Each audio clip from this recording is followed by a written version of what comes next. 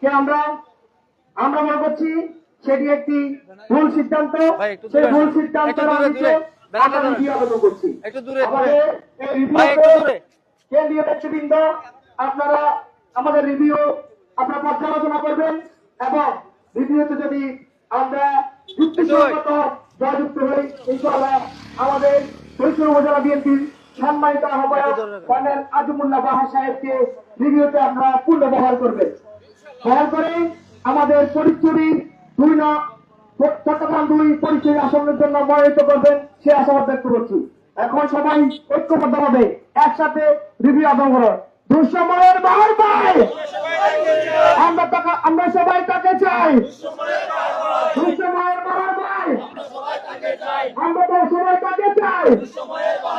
বাহার ভাই তুমি নাই আমরা সবাই তাকে চাই।